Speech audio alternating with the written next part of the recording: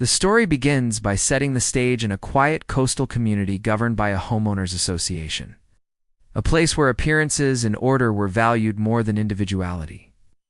Among the residents was a hardworking black man who had invested years of his savings into buying and maintaining his boat.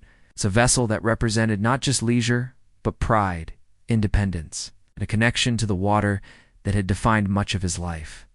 He kept the boat immaculate, often seen polishing it or running small maintenance checks, and it was known in the neighborhood as a striking sight at the marina. While he was away on a work trip, the HOA Bourdain, influential cluster of neighbors, who often wielded their authority casually but decisively made a reckless decision. Believing that no harm would be done, they authorized the use of his boat for an upcoming party. To them, it was a convenient, eye-catching venue that would impress visiting friends and colleagues, and they justified it with the unspoken assumption that he would never find out, or that even if he did, he would have little recourse. Their casual entitlement masked a deeper disregard for his property and his autonomy, but at the time, it played out as thoughtless opportunism cloaked in neighborly privilege. The day of the party arrived with laughter, music, and glasses clinking. On the deck of the boat he had worked so hard to maintain, the HOA members and their guests reveled in the novelty of being aboard, treating the vessel as if it were their own. They snapped pictures, told stories, and boasted of their communities, shared resources. No one considered the consequences or the fact that the boat's owner would likely be horrified by what was unfolding. But the mood shifted abruptly when the Coast Guard appeared.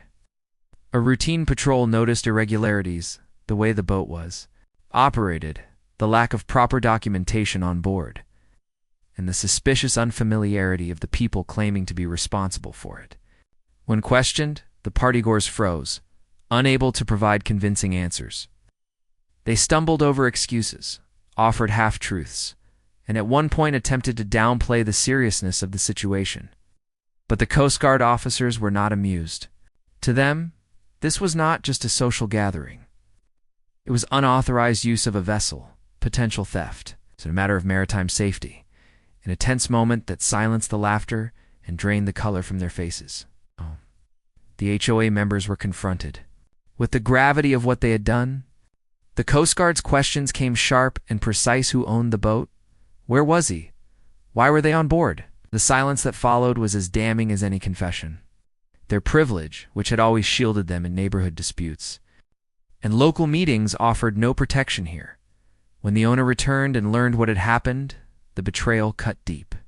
The boat was more than property. It was a symbol of his labor, his sacrifices, and his dreams. To hear that his neighbors had used it without permission, reducing it to a backdrop for their frivolity, felt like an erasure of his worth and his rights.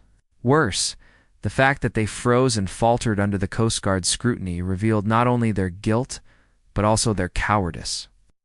None had stepped forward to take responsibility. None had considered the risk they had put him in.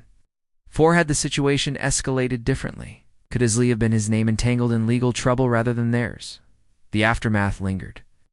Conversations in the neighborhood grew strained, with whispers replacing pleasantries. Some tried to justify the HOA's actions, while others expressed quiet shame.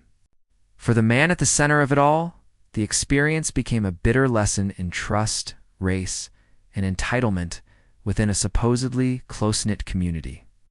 His boat remained a source of pride, but it was now also a reminder of betrayal afloating, monument to the ease with which his neighbors had crossed boundaries.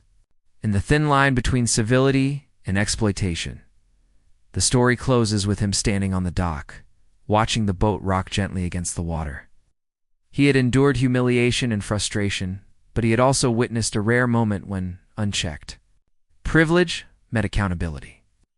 The image of the HOA members, frozen under the Coast Guard's authority, stayed with him as proof that truth has a way of surfacing, even on still waters.